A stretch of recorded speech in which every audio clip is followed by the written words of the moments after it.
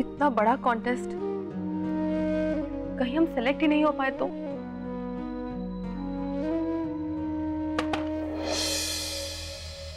कौन है? पूनम जी, room service. आकाश?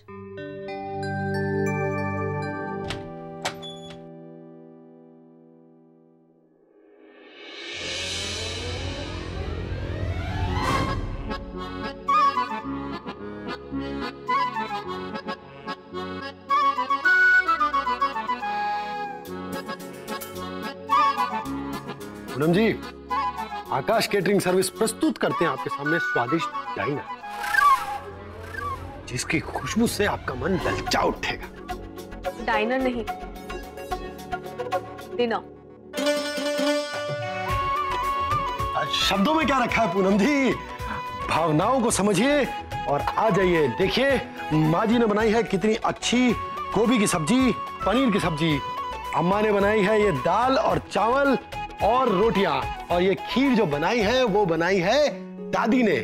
इन सबको सजा कर देने का श्रेय जाता है बाबूजी को, इसीलिए आप खाना खा लीजिए।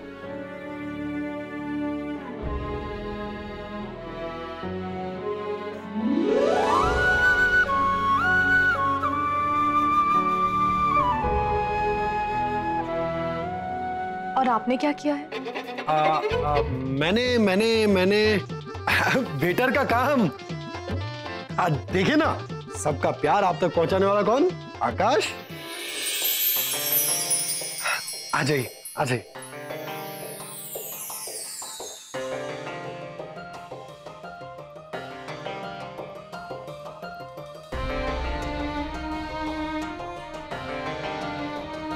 पूनम जी क्या सोच रही हैं? देखिए ना, अब तो भगवान ने भी हमें रास्ता दिखा दिया। अब तो खाना खा लीजिए। पूनम जी, आप मान जाइए ना, अपनी कसम तोड़ दीजिए ना और फटाफट ये खाना खा लीजिए, वरना सबके सब है ना मुझे डांट लगाएंगे। सब कहेंगे कि कैसा नालायक पति हूं मैं, तो आपको खाना भी नहीं खिला सका।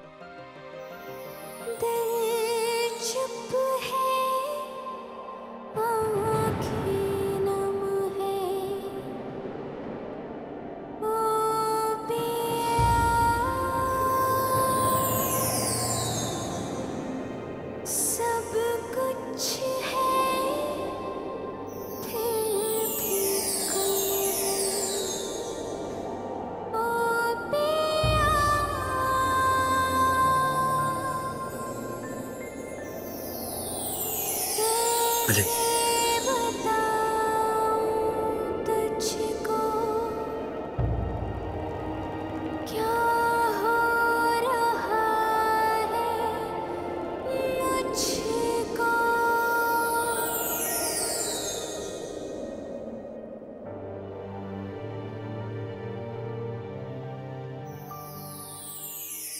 आपने भी तो सुबह से कुछ भी नहीं खाया। तूने बनाई मेरी दुनिया ओ साथी, तुझे पाके कोई चाहत ना बाकी। मेरी खुशियाँ है थोड़ी सी जरा सी, तेरी खुशियाँ है मेरे लिए काफी।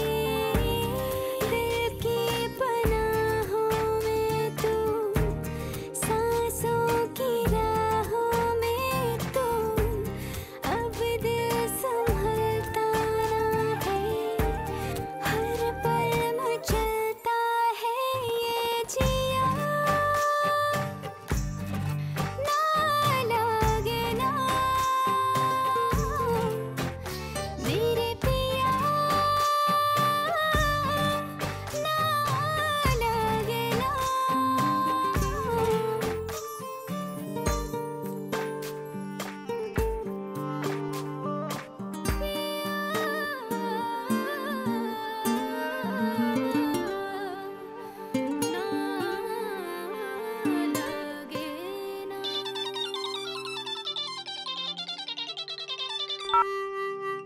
हेलो।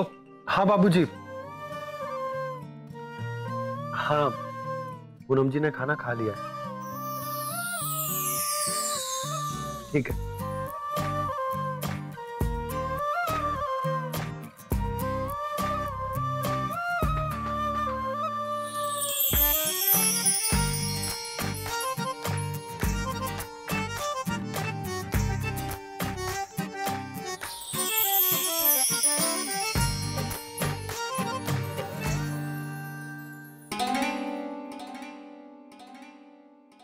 ये देखिए, ये वाला फोटो भेजा है मैंने अपने फॉर्म के साथ। सीधी सादी, सुशील, संस्कारी, मतलब सर्वगुण नंबर 1 लग रही हूँ मैं इस साड़ी वाली फोटो पे। अच्छा, जरा मैं भी तो देखूं, कितनी सती सावित्री लग रही हो तुम इस फोटो में। क्या बात है कन्नू डार्लिंग, ये फोटो देखकर तो वो लोग तुम्हें प्रतियोगिता में ऐसे सिलेक्ट कर लेंगे। कितनी सीधी सादी लग रही हो इस साड़ी में। पूनम, प्रतियोगिता में कोई अच्छी सी साड़ी पहन लीजिएगा। माँ, पहले हमें सिलेक्ट होने दीजिए। और वैसे भी कॉन्टेस्ट कपड़ों का नहीं, गुणों का।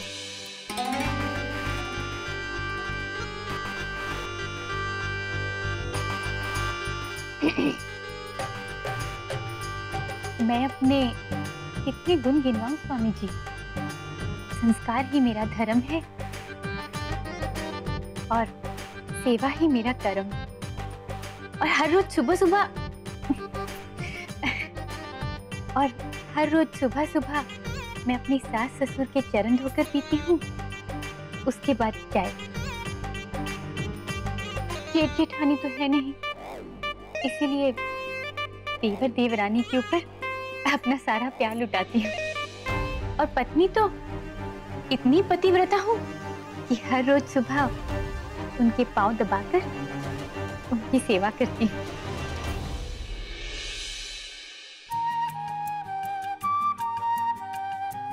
बेटा, कितनी सेवा करोगी तुम मेरी। जाओ, अब आराम करो।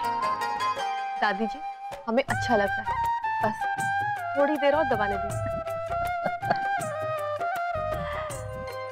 खुश रहो बेटा, सुखी रहो। अच्छे से पैर दबाइए ना, आपको तो पता है कि मेरे पैरों में कितना दर्द है। एक कन्नू डार्लिंग, और कितना पैर दबाऊं, सारा दर्द तो मेरे हाथों में आ गया, अब और नहीं कर सकता।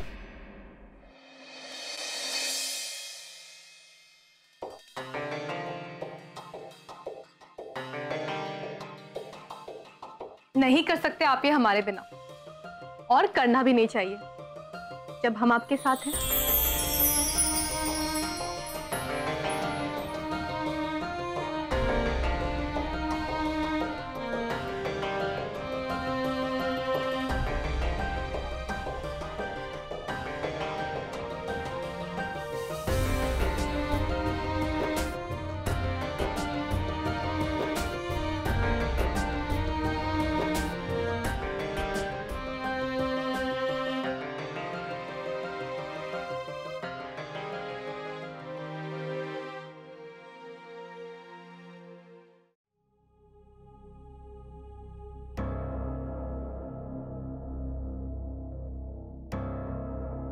स्वामी जी के आश्रम से कोई आया ही नहीं। लगता है प्रतियोगिता को लेकर किसी को बड़ी घबराहट सी हो रही। किसे? मुझे? बिल्कुल नहीं माँ जी।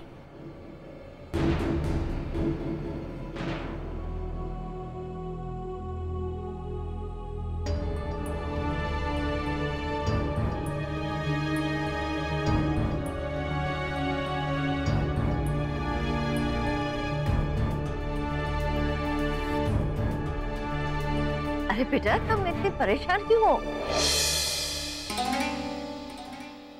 देखना, तुम प्रतियोगिता में जरूर चुनी जाओगी। जानती हूँ दादी जी। एक बार आश्रम से जवाब तो आने दीजिए। देखिएगा, लिफाफे में से मेरा ही नाम निकलेगा।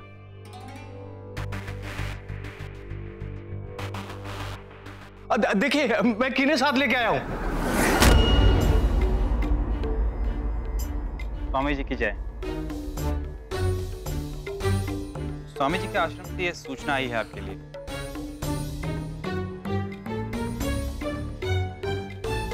दीदिया,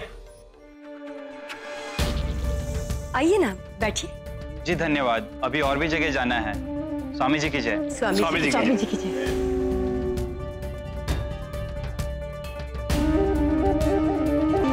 देखते हैं किसकी किस्मत में प्रतियोगिता में जाना लिखा है।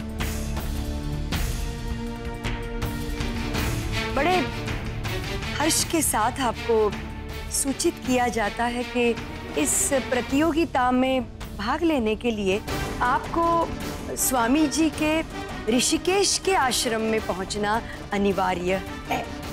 स्वामी जी के आश्रम में होने वाली सर्वगुण नंबर 1 प्रतियोगिता में आपका चयन किया गया है।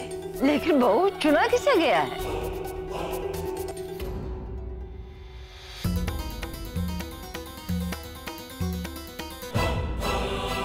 पूनम गर्ग।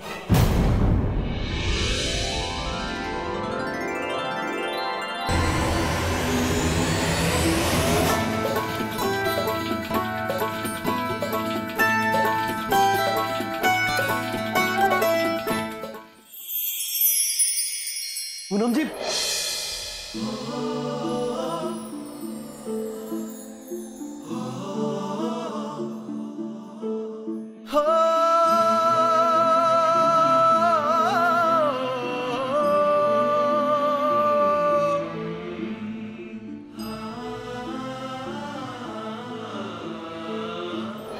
देखा पूनम जी, मैंने कहा था ना कि आप जरूर चुनी जाएंगी। अब आप जाइए और ये प्रतियोगिता जीत कर आएंगे।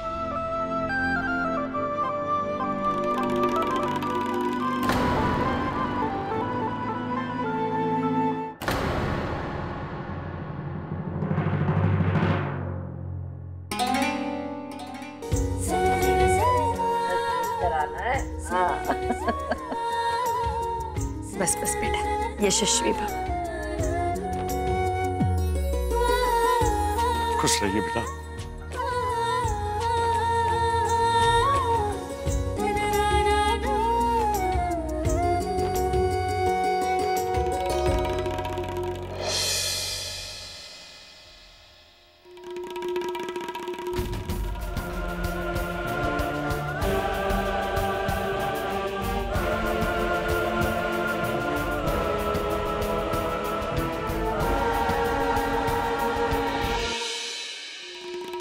ये तो होना ही था।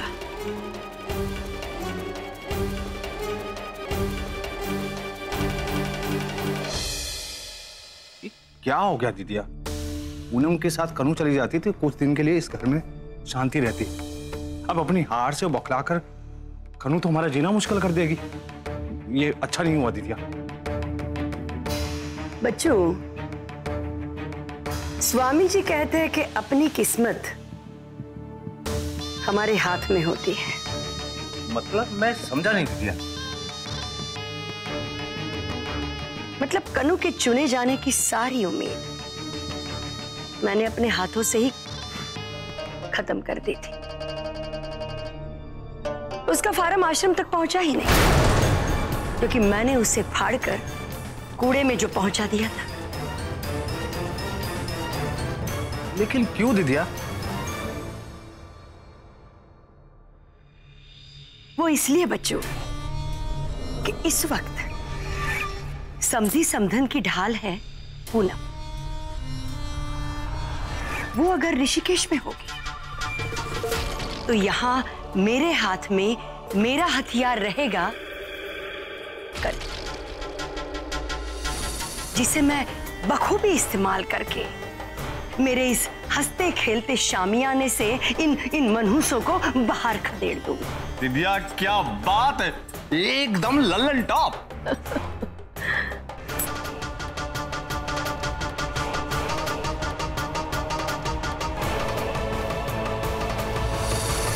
अब मुझे इन दोनों पिसुओं को उठाकर बाहर फेंकने से कोई नहीं रोक सकता। पूनम जी, हरिद्वार में यहाँ से ज्यादा ठंड पड़ती है, इसलिए आपको बहुत गर्म कपड़ों की आवश्यकता पड़ेगी। और कुछ भूल तो नहीं रहा हूँ, स्वेटर रखा के नहीं? आकाश, आप इतना परेशान क्यों हो रहे हैं? सब कुछ तो पैक कर दिया है आपने। इतना तो हम ही नहीं कर सकते थे। पूनम जी, आपने रास्ते के लिए शॉल लिया कि नहीं? हाँ शायद। देखा ना, मैंने कहा था, आप भूल गई होंगी। ये लीजिए, ये शॉल यहाँ रखिए।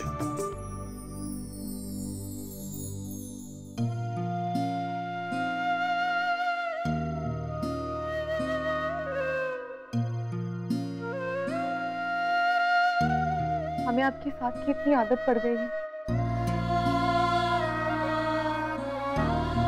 पता नहीं आपके बिना हम कैसे मैनेज कर पाएंगे। कुछ दिनों के लिए हमें आपसे दूर रहना पड़ेगा। ये सोचकर ही हमारा जी घबरा रहा है। जी, इसमें घबराने वाली क्या बात है? बड़ी से बड़ी मुसीबत का सामना हंसते हंसते कैसे किया जाता है, ये आप ही से तो सीखा है मैंने। आप देखिएगा, आप जीत कर आएंगे और हर मुसीबत का डट कर सामना करेंगे। मुझे आप पर पूरा भरोसा है।